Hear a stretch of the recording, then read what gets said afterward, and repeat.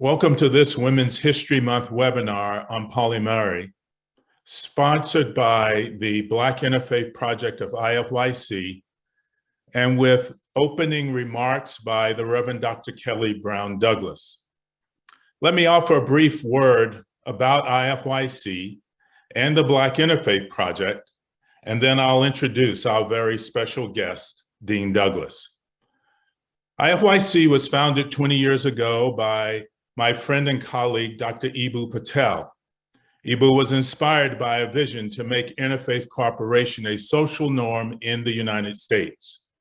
Toward this end, IFYC is now the nation's premier organization promoting interfaith cooperation as the key to transforming this religiously diverse society into a more just, kind, and pluralistic nation. IFYC is working to make interfaith engagement the norm, not the exception, in American life. IFYC's Black Interfaith Project recognizes the diversity of religious, spiritual, and philosophical expressions that have animated the Black experience in the United States since the time of Mustafa Azamuri in the early 16th century to the era of President Obama and Vice President Kamala Harris, and one might say to the era of Pauli Murray and Kelly Brown Douglas today. Black Interfaith explores the dialogue between religious traditions and bridge building among these religious groups that make up the Black experience in America and what this Black interfaith cooperation has meant not only for Black Americans as a community, but for the nation as a whole. And now for our very special guest. The Reverend Dr. Kelly Brown Douglas serves as the Dean of the Episcopal Divinity School at Union Theological Seminary and the Bill and Judith Moyer's Chair in Theology at Union. She is also canon theologian at the Washington National Cathedral and theologian in residence at the Trinity Wall Street Church. Dean Douglas's academic work has focused on womanist theology, sexuality in the Black church, and racial and social justice. She is the author of many articles and books, including Resurrection Hope, A Future Where Black Lives Matter, Stand Your Ground, Black Bodies and the Justice of God, and Sexuality and the Black Church, A Womanist Perspective.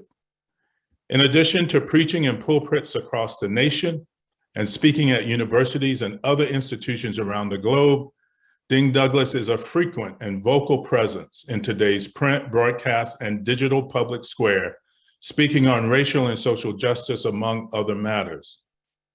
At the time of her ordination, 1983 ordination, Dean Douglas was one of the first 10 Black women ordained in the Episcopal Church USA. She holds a master's degree in theology and a PhD in systematic theology, both from Union Theological Seminary in New York.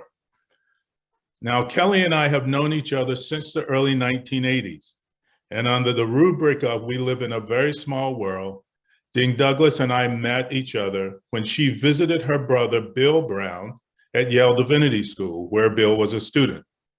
Bill, Kelly's brother, was also my first roommate at Yale.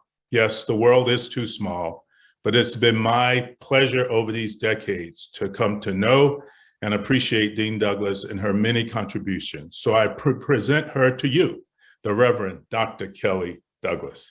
Dean Douglas.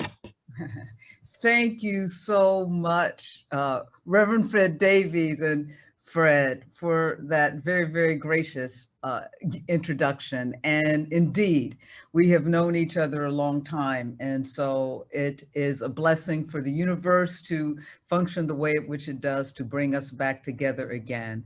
I believe in Carr, if I heard the runner show right, do we have a small clip first before I speak, or shall I speak?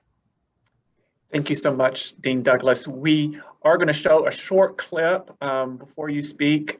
This is about 2-minute long clip, and it is highlighting Pauli Murray's priesthood. So we wanted to share that, and then we'll transition back to you, Dean Douglas. Thanks so much. Thank you. The Holy Gospel of our Lord Jesus Christ, according to Luke. Glory to you, Lord Christ. The peace of the Lord be with you. And also with you. What I was trying to communicate as I administered the bread was a lovingness for each individual. I think reconciliation is taking place between individuals, groping out, reaching toward one another. It was not I as an individual. It was that historic moment in time when I represented a symbol of the past, of the suffering, of the conflict, reaching out my hand symbolically, and all of those behind me, and they were responding. She wasn't a listener when I was growing up. She was a talker. And after seminary school, she became a listener. As intense as she had been in fighting and struggling and changing the world, she was just as compassionate as that when she was mentoring to people through the church.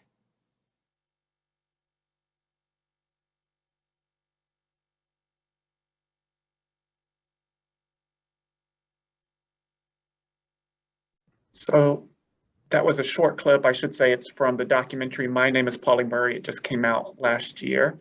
And now I'd like to pass it back over to Dean Douglas for our opening remarks. Dean Douglas. Thank you so much, Carr. And again, thank all of you for being here for this important hour as we reflect upon the life and legacy of Pauli Murray. Pauli Murray was ordained to the Episcopal priesthood on January 8th, 1977, thus the first Black woman to become an Episcopal priest. As historically significant as Pauli's ordination was for the Episcopal Church, as well as for the global Anglican communion of which the Episcopal Church is a part, it does not capture the profound historical significance of Pauli's priesthood. For Pauli Murray was a priest long before the Episcopal Church recognized that fact in 1977. And it is who she was as a priest that propelled her civil rights, social justice activism, fueled her refusal to submit to society's binary constructions of human identity, be it racial, ethnic, or gendered sexual binaries, as well as prompted Pauli to enter seminary well before the church consented to the ordination of women. In many respects, Pauli Murray's call to the priesthood serves as an illuminating frame through which to understand her remarkable journey, allowing us to appreciate not simply her historical importance, but also her spiritual significance for us today.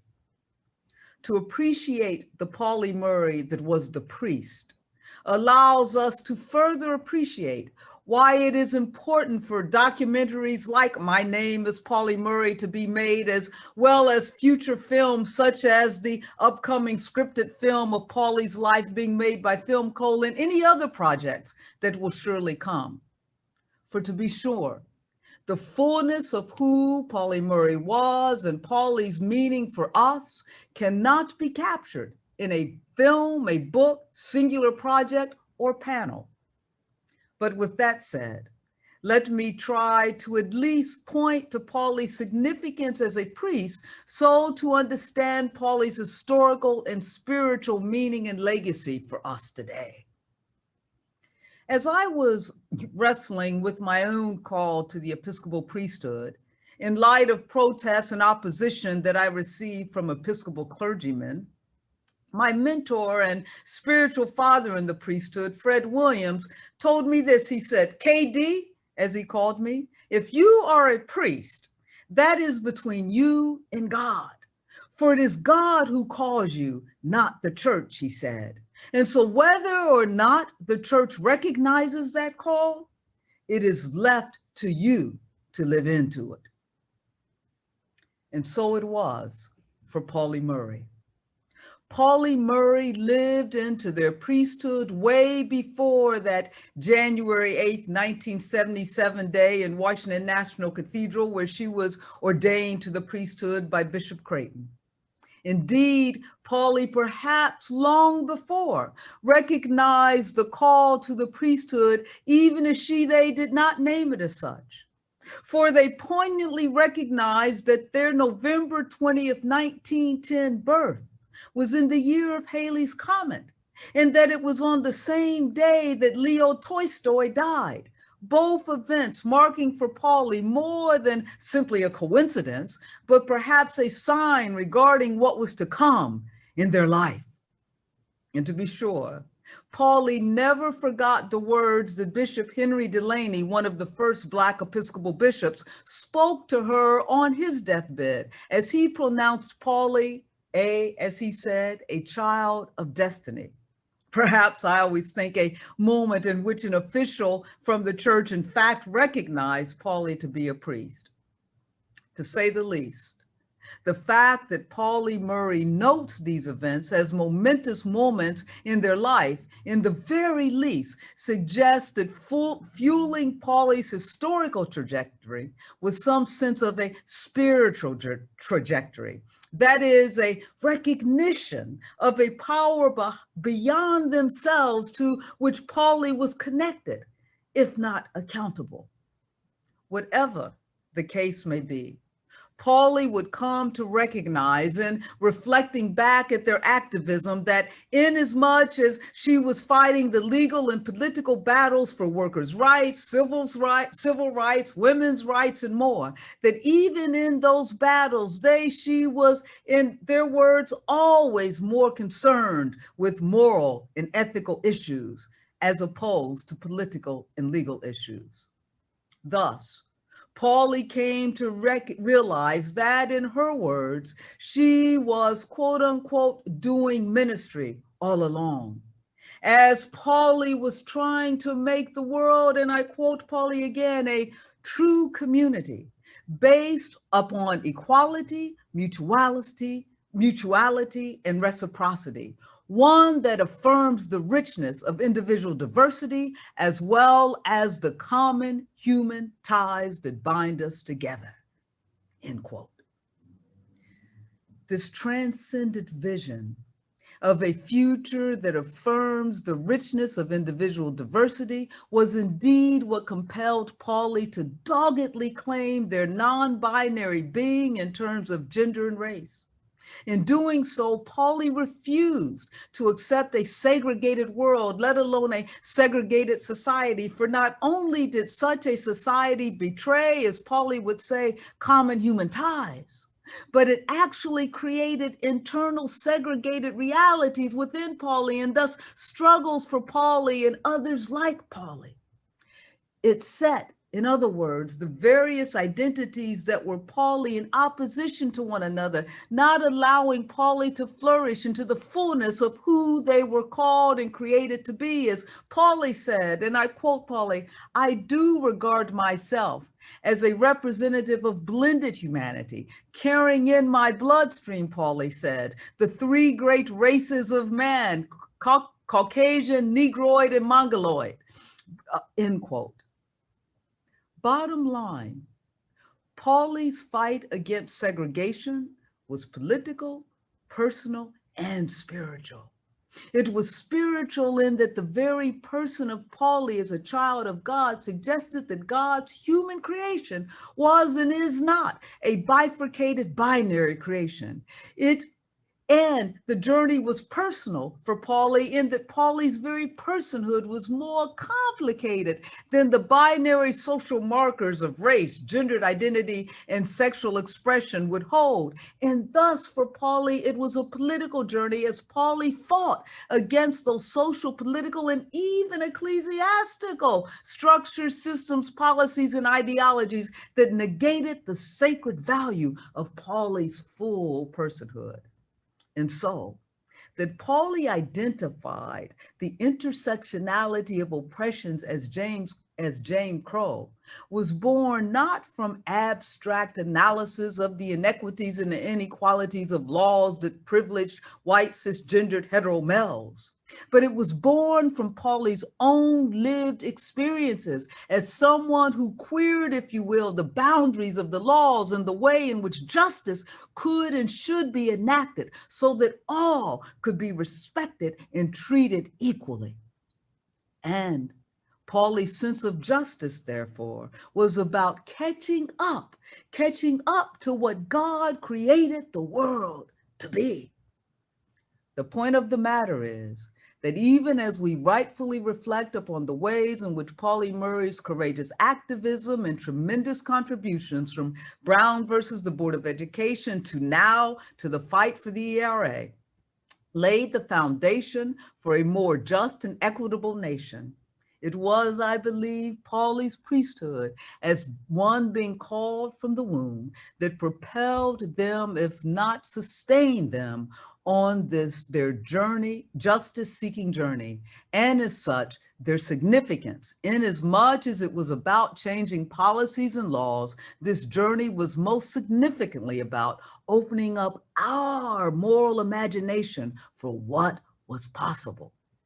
What was possible from Pauli's vantage point as a priest transcended social politics and legislative agendas. What was possible was a world where a Pauli Murray would be able to walk in freedom, quoting from Pauli, proudly before God and man, and to glorify creation through the genius of their unique self-expression, end quote. This was a world that reflected the very God that called Pauli into life on November 20th, 1910, and thus from the womb into the priesthood. It is no wonder, therefore, that Pauli's journey would culminate into ordination, for as Pauli explained, it was in ordination that, and I quote Pauli again, all of the strands of my life came together, Pauli said.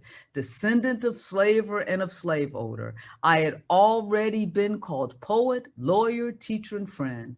Now, Pauli said, I was empowered to minister the sacrament of one in whom there is no north or south, no black or white, no male or female, only the spirit of love and reconciliation drawing us all toward the goal, Pauli said, of human wholeness.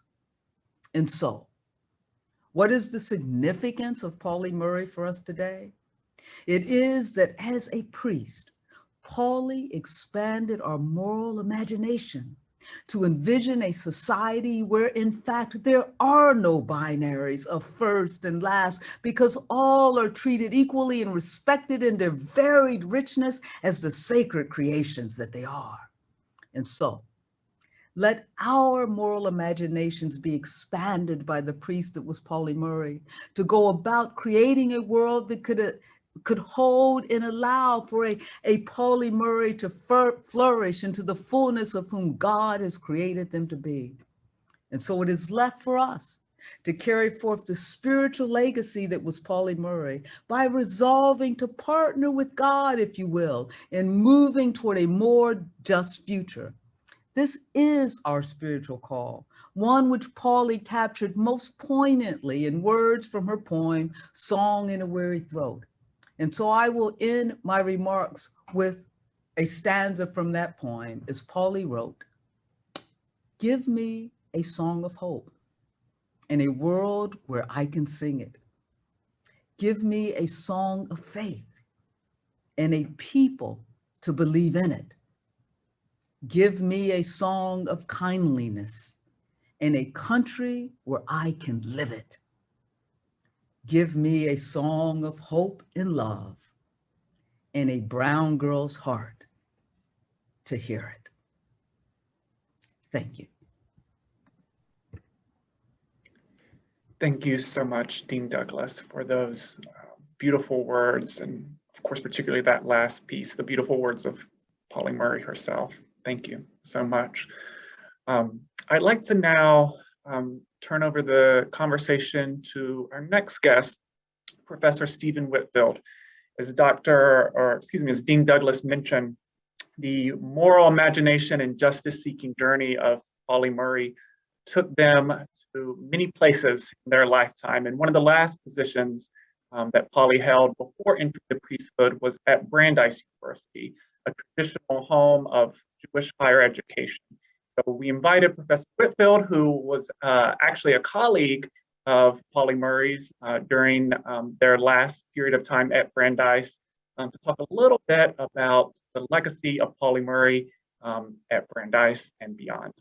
Dr. Whitfield, if you'd like to introduce yourself and then share a few words with us.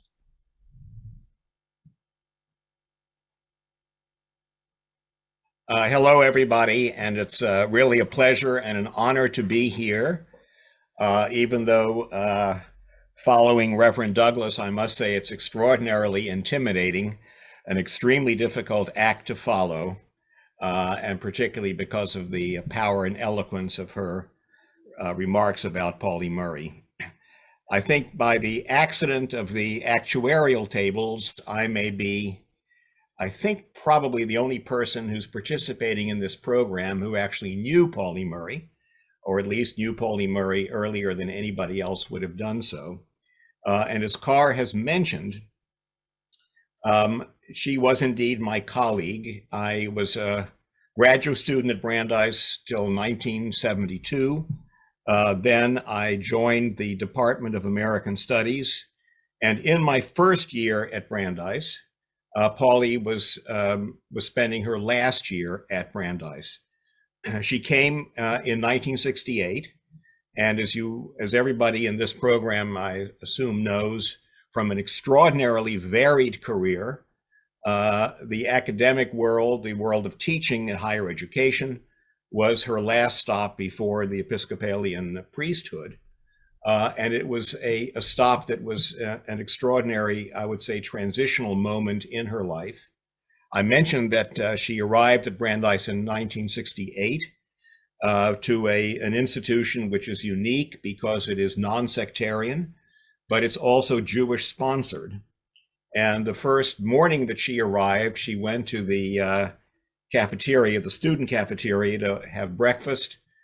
She's in line and she asks the server for bacon, and was very embarrassed when, of course, she realized bacon was not actually being served. A very charming little blunder, which everybody rectified easily enough. That was her introduction to the oddities of Brandeis. But what she gave to Brandeis was really something remarkable.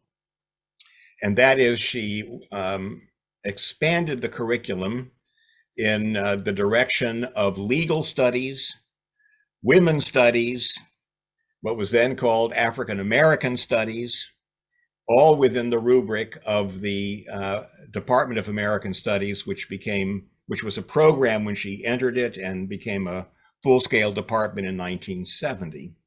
So her most important contribution educationally was, in fact, to diversify the curriculum in ways that had not previously been imagined, to really expand the horizons of students and her colleagues, to give them the sense that because of her remarkable versatility and virtuosity of background, having been a poet, having been a lawyer, and having certainly becoming very deeply interested in women's issues, women's rights, that this was something that I would say nobody else in American academic life at that point would have been able to offer. And that is her great achievement, I think, in terms of a liberal arts curriculum that's now, of course, standard in virtually every institution of higher learning that I know of, but which was truly pioneering at Brandeis University itself. But that's not to say that these were untroubled times, and that's one thing that I simply want to note as something which is an important feature of Pauli Murray's career. And that is, she arrives in the late 60s at a time when Black consciousness and Black ideas are undergoing an extraordinary transformation away from, let's call it, much of the integrationist work of the civil rights movement of the early 60s, and with the disillusionments and disappointments of that, of course, an important turn toward called it black nationalism or black militancy. And Pauli, who was a pioneer in the struggle for civil rights as an individual, as well as a member of organizations, she was caught in a sense that crossfire between her own views that were firmly held, that were which she had fully earned, and the changes that were taking place, particularly among young African Americans who demanded something more of American society simply than inclusion and at least nominal equality. It turned, oddly enough, or perhaps not surprisingly enough, upon a word, and that is, she, like Martin Luther King and like many others of not only of her generation, but of King's generation, preferred the word Negro at a time when the shift was being made, largely under the influence of the late Malcolm X, toward words like Black. And when she, while respecting the rights of students to use a word like Black or a word like African American or Afro-American, she preferred to use the Negro. And as a result of that, she was aware of actual boycotting that were done by the Black students, some at least, many of the Black students who were at Brandeis at the time. So she was, and it seems to me an honest thing to say, she was, if not directly boycotted, there were remarkably few Black students in her classes, certainly by the time that I got there in 1972-73.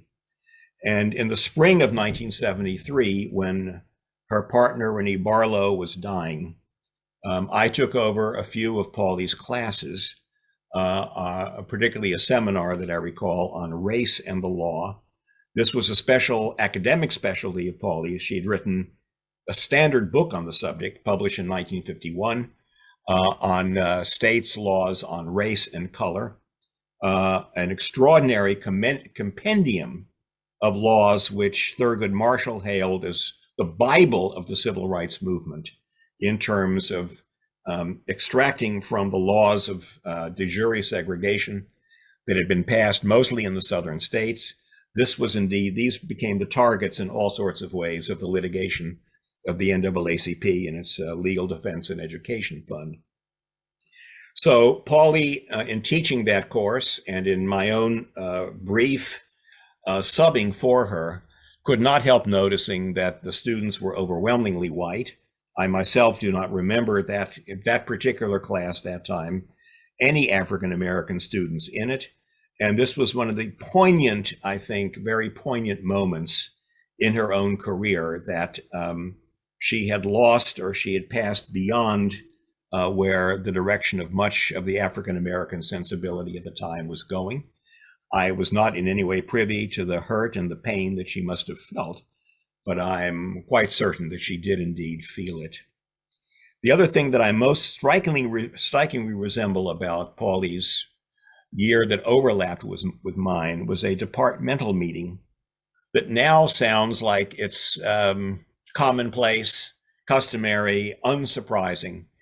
But for me, in the spring of 1973, this was something of a revelation. And that is, the Department of American Studies was considering making a new appointment, presumably at the assistant professor level, maybe the instructor level. And I had always assumed that we were obliged to pick, we were morally compelled to pick the single most qualified, most promising candidate. But Pauli said something at that meeting that for me was a revelation. I'm not ashamed to admit it, which is that our department, of which she was the only female member, full-time member, of which she was the only full-time African-American member, that she felt that our department should reach out not only for the nominally most qualified, promising candidate, but also should take into consideration issues of diversity. That in effect, although these were not the terms that she used, she wanted our little department to look more like America than an overwhelmingly homogeneous collection of white males. So this was the beginning of a change in American academe, broadly speaking, that Pauli introduced me to. This was also something that, of course, was to gain extraordinary momentum as the decades were to continue. This was something for which Pauli, who had been a pioneer in so many things, was unusually sensitive to the need then for a more democratic, inclusive set of institutions that would be more willing to recognize talent wherever it went, rather than through any sort of narrow, homogeneous assumptions. In any event, that was, let's say, what she educated me at least to think about, to be sensitive to. That was part of her year. What I didn't know in my conversations with her, what I didn't know was what is the major theme of this program today, which is her openness to religious transformation and to spiritual yearnings that needed to be fulfilled and satisfied. I was completely unaware of them. I learned about them only after she resigned from Brandeis University and decided to enter the priesthood, has already been noted, of course. This was something that I simply didn't know about. I'm sure that the death of Renee Barlow was certainly, and the pain associated with the coming up to that death was something that tapped into her feelings that in all sorts of ways had been suppressed in the struggle for civil rights of various sorts. But this was, let's say, a surprising turn for someone who had devoted so much of her previous life to, let's call them secular struggles, heroic struggles against all sorts of injustices that American society was inflicting on its victims. The fact that she had been a lifelong Episcopalian, the fact that she shared her Episcopalianism with her friend from the 1930s, Eleanor Roosevelt, was something that only dawned on me afterwards. But it is something that I think is only a remarkable, let's call it finale, to an amazing, an admirable, in all sorts of ways, an astonishing career. And I am genuinely touched and honored to be participating in a program that is devoted to her memory and to her legacy. Thank you so much for those reflections, Professor Whitfield, Pauli's time at Brandeis and on her legacy. Now we'd like to open it up to a question for our final two panelists. So I'll ask Kianna and Dr. Hooper to turn on their cameras and join us. So I'm going to allow you all to, Kianna and Dr. Hooper, to introduce yourself after I ask this question. But you two, I think it's fair to say, did not know Pauli Murray personally.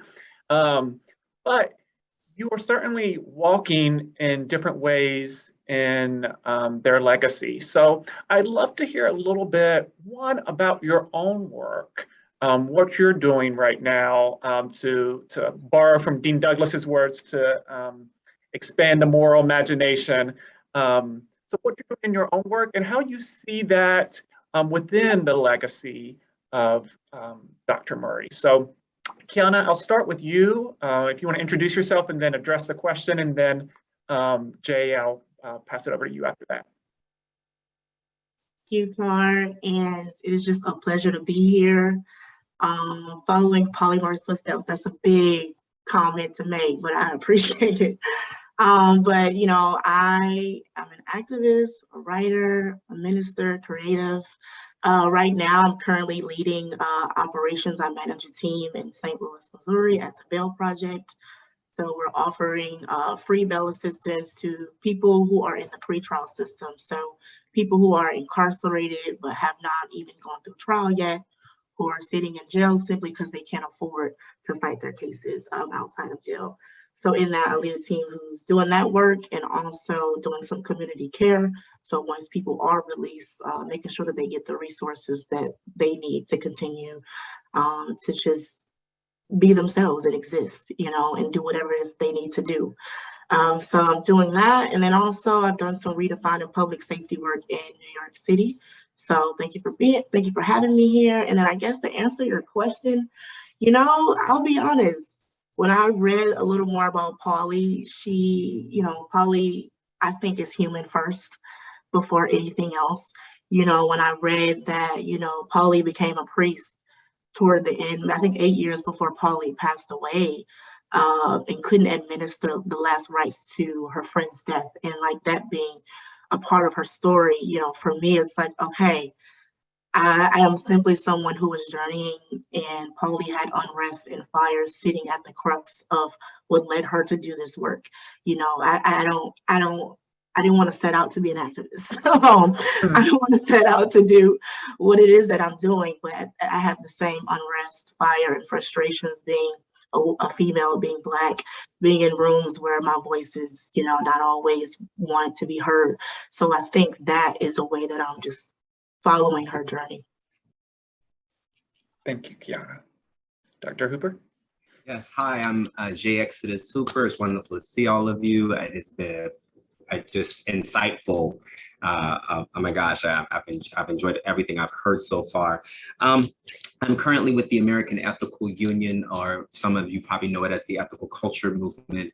I take it as both a pride and a burden, but I am the first Black non-binary clergy for this humanist movement, and particularly also for the first Unitarian Society, home of Congregational Humanism, located in Minneapolis. And so it's truly an honor to kind of hold such a unique space, serving in a congregational humanist formation, and engaging, right, those who are non-theistic, atheists, humanists, and Gnostics, even our beautiful nuns, as we call them, in that beloved community. I often have found that, engaging, the work of Pauli Murray in this case was just intriguing for me because of the simple fact of I wrestle with a lot of the intersections and being unseen. And I think that, I'm kind of reminded just by a little bit of James Baldwin of I think Pauli gives us the ability to take off the mask,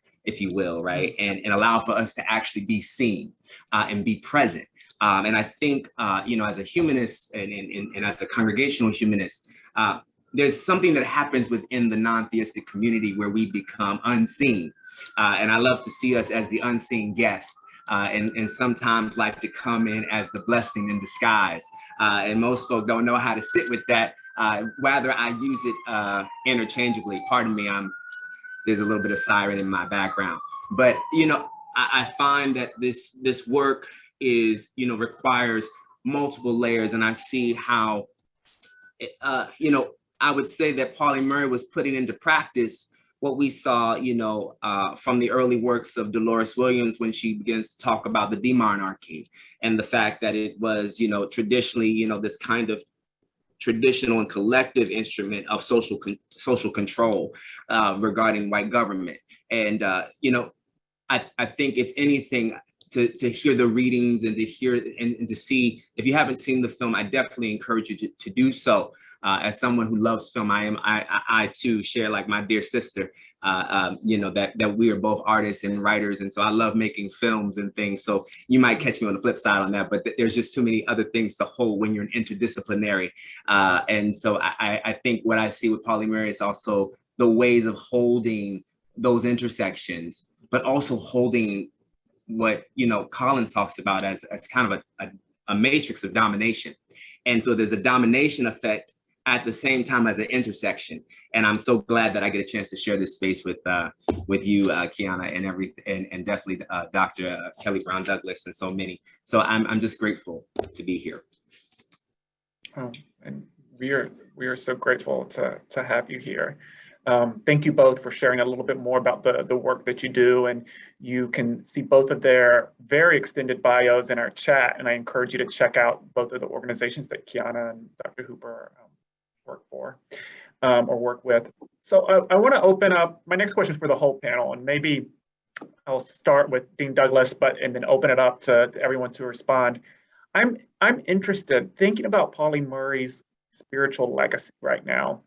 one of the things, and I think you all highlighted this in different ways, one of the things that she appeared to do so effortlessly was combine the spiritual foundations and values with her grassroots work, her legal work, her educational work. So I almost want to ask how did they do that? That could probably be its own webinar. And then maybe even more importantly, how can people do that now? How do you see people doing that now in an equally as tumultuous time as Pauli was living through in the 30s, 40s, and 50s, and 60s? So interested in thoughts in either one of those. How did Pauli do that? And then how should people that are walking in her legacy, how can they do that now? And I'll go to Dean Douglas first with that, but then really interested in every panelist's thoughts.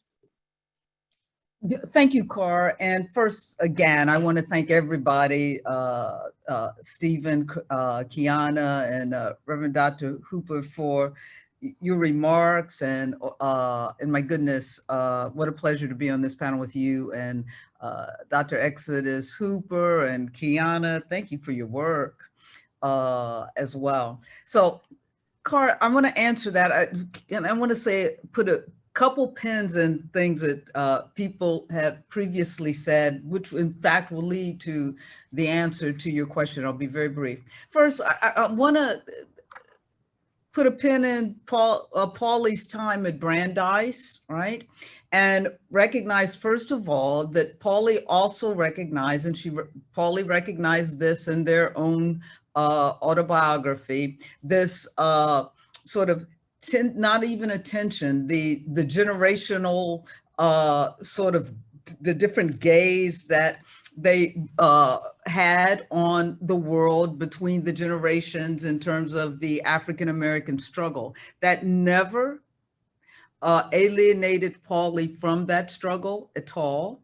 And many in that previous generation didn't even recognize the work that Pauli had done to get them to where they were.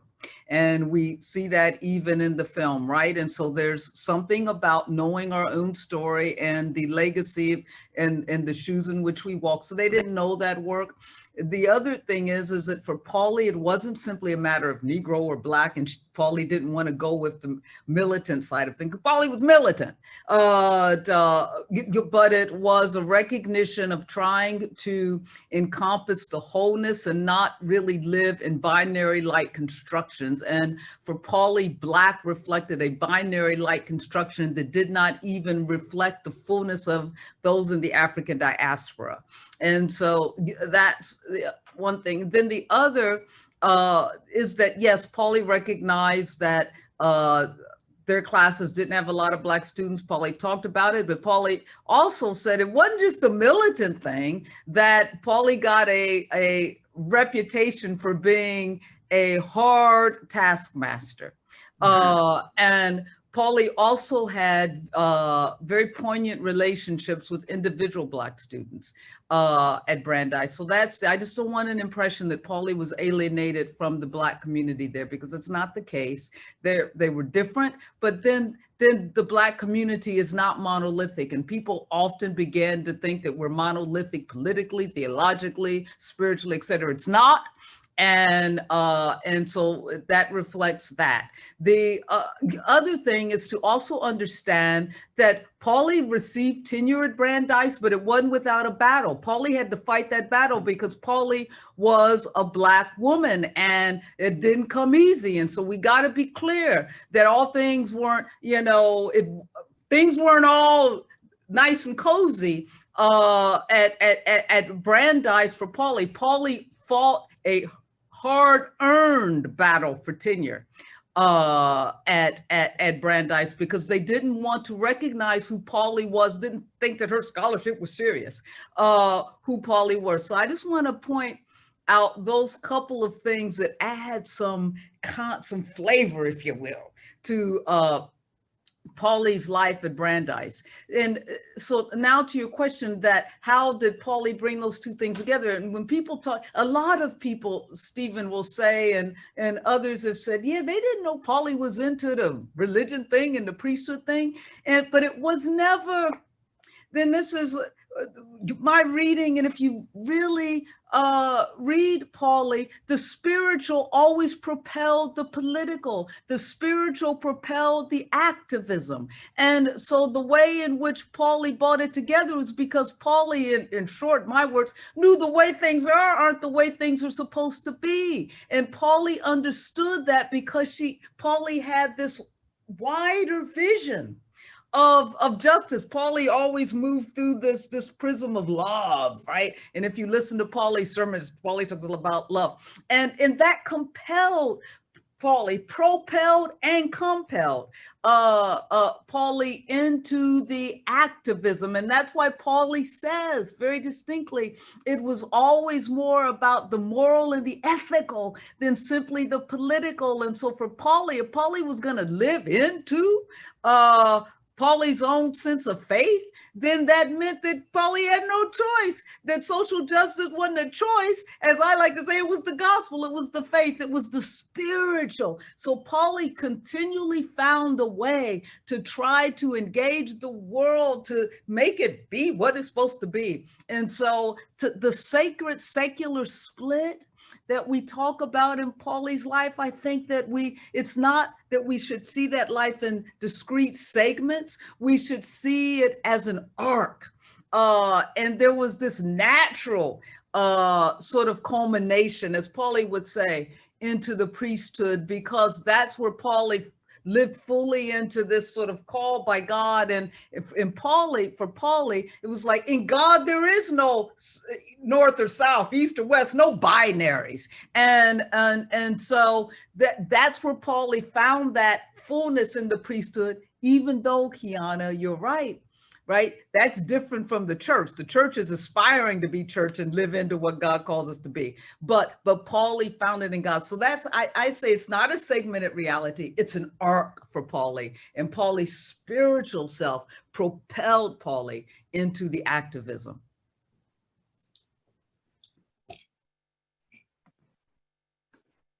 Thank you so much for sharing that. Dr. Hooper, were you going to add something there? I was seeing, I was watching Kianna's face, and because we I guess we feasting over here on this deliciousness. So I'm gonna let you go, my love, if you got something to add to that brilliance. Goodness, honestly, you know what? I feel like, Dave Douglas, you said it all. And some. The only thing I will add is like, yeah, when I think of just even like my own journey, you can't really separate the spiritual from the grind out, because only thing I hear when I think of what people hear as secular is community. That's what it is, and that's what it boils down to. And when you're in community, there is a spirit out there. So I'm just thinking about when protesting out in the streets, you feel a spirit, you feel an energy. You don't have to identify with a certain religion or name it. You feel it and you move with it. And that's what guides you. And so in that, I think it's just to remind yourself that it's connected and it's a part of it.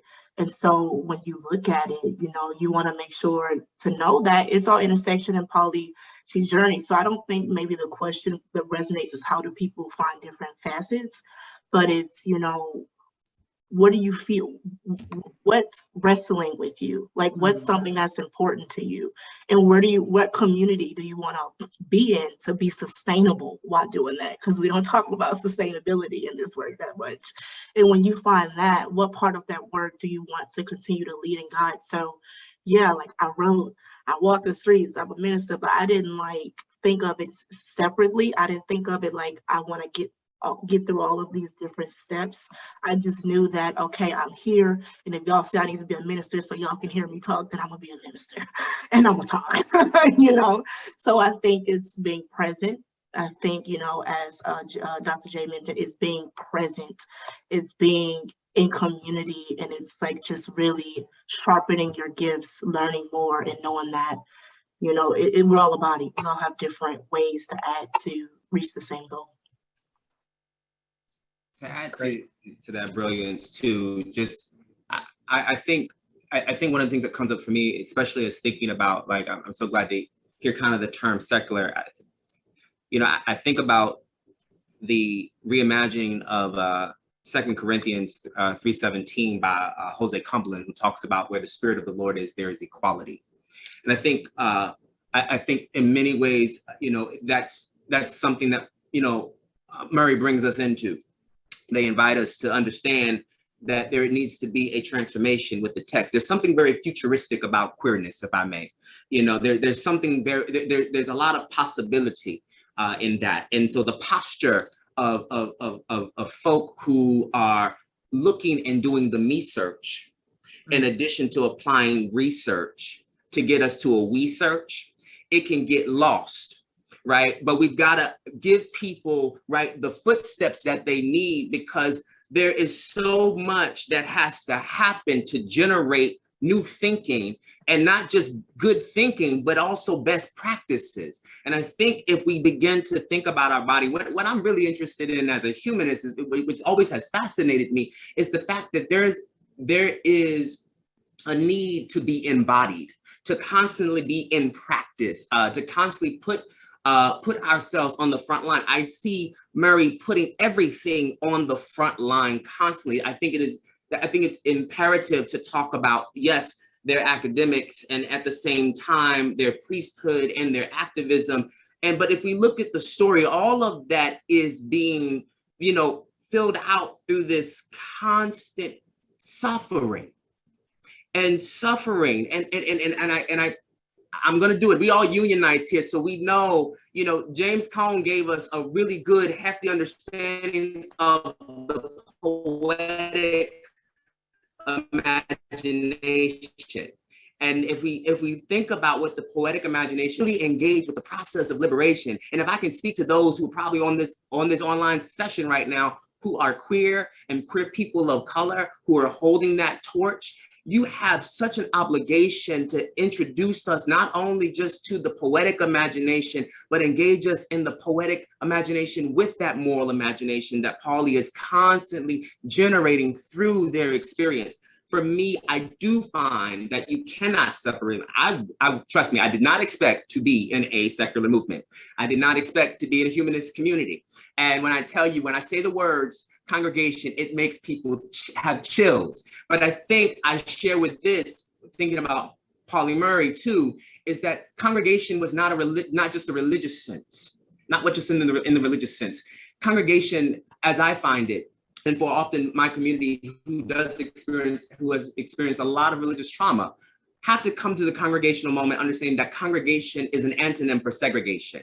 We come together on the grounds of values, and hoping that those values can be implemented and set to charge to a community so that there can be actual cultural change. That cannot happen until you have a fortified congregation that knows how to actually decenter the overall majority that has held those spaces hostage, right? With rhetoric and dogma that has not actually spoken to the full humanity that Pauli Murray was interested in.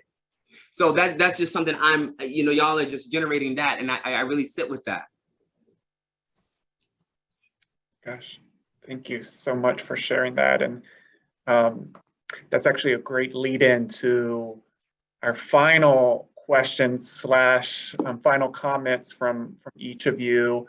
I want to give you each some time to offer any final remarks on Pauli that you'd like to do. But let me also mention, and this could be a slight setup for those final comments. There was a great question from Barbara Lau in the comments, who also, I should call out, is the director of the Pauli Murray Center, which I know people have already asked about what resources can you go to and find out more about Pauli Murray. And I highly, highly recommend the Pauli Murray Center in Durham, North Carolina. I'm not biased at all that I'm from North Carolina, but they are the center for Pauli Murray. And Barbara herself is a wonderful resource for all things Pauli. So that being said, Barbara asked in the chat, she said, is our understanding that it was in the context of faith leadership that Pauli Murray found the conceptualization and vision of wholeness and the language of radical welcome within the context of faith leadership, she's saying. How can Reverend Murray's embrace of this be a model for us today? So just wanted to put that question out there and sit with it as we lead into the final comments. And then as a note for Professor Whitfield, we also got a question about if Pauli did any work with Jewish civil rights leaders that you know of, either at Brandeis or in other contexts as well. So if you have anything to offer in your final comment around that, I know people would appreciate it. But let's start with, for the final comments, let's start with Dean Douglas, then we can go over to Professor Whitfield, and then Kianna, and then Dr. Hooper. All right. Thank you, Karin. Thank you all again. And I will be very brief in respect to the time. I think, and I'll start this from pivoting from what Barbara Lau, I think, asked the model. I think the model, well, it's not, whether or not one considers himself a person of faith or of a particular religious tradition or not. It's a matter of whether or not one believes that the way things are in this world can be better. And whether or not we believe we can be better.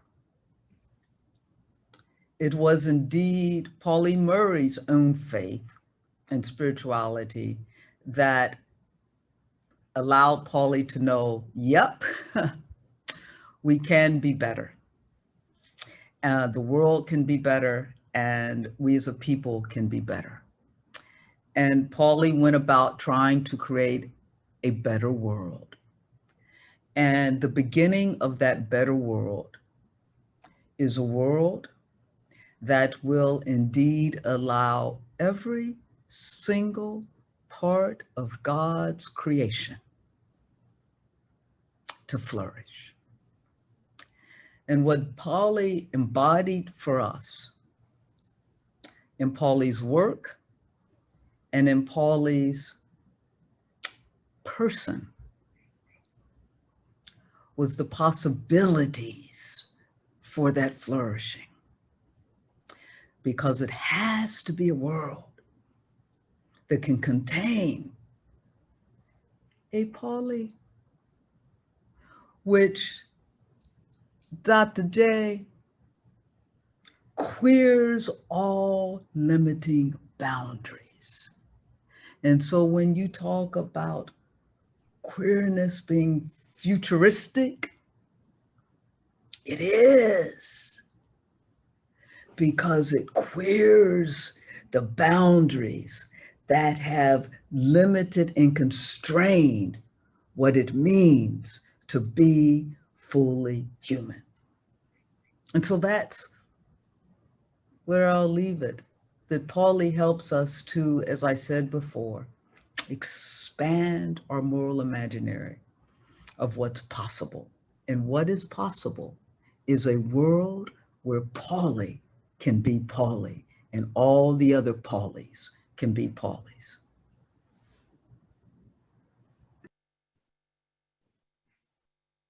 Cara, I'm next. Okay, just a brief factual effort and an answer with regard to Pauli Murray's work with Jewish political and legal activists. I can think of two cases. One in the 1930s during the Great Depression, the great crisis of American capitalism, when Pauli was a member of a Marxist sect, a breakaway sect from the Communist Party that was headed by a secular Jew, J. Lovestone, and then most famously in the 1970s with a struggle for equal rights for women and to make that part of the U.S. Constitution, when she famously worked with Ruth Bader Ginsburg. Those were the two most striking cases. The second one, of course, having the much greater legal significance and impact.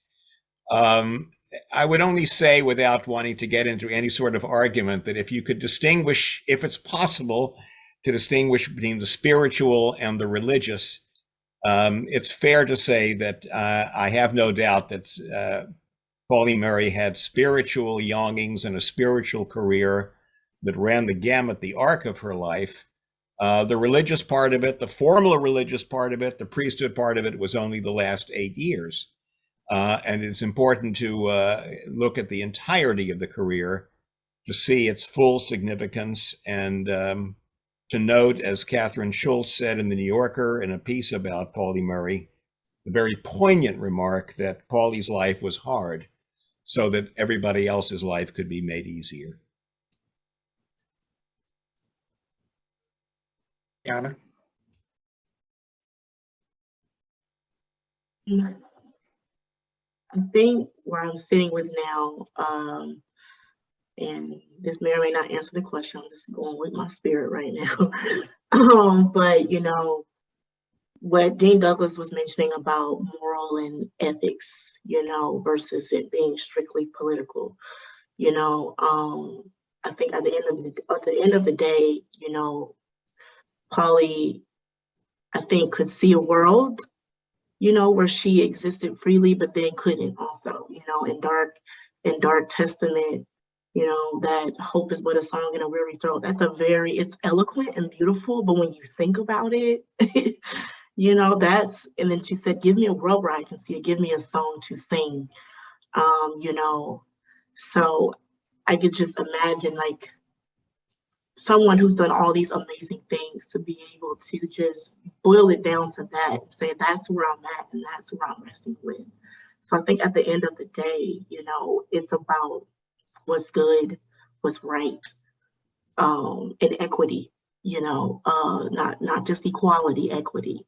So leveling the field so everybody has equal opportunity to dream and be the different Paulis that they'd like to be, as Reverend Douglas just mentioned. So I think for anyone who's watching, you know, I always just like to give like a little action, and it's just, you know, whatever you feel, whatever your calling is, stay in that. Even if you feel like you're in the mud, be there and find people to be in that with you. Don't sit in that alone, and use that to journey and to create songs or whatever it is that you want to do.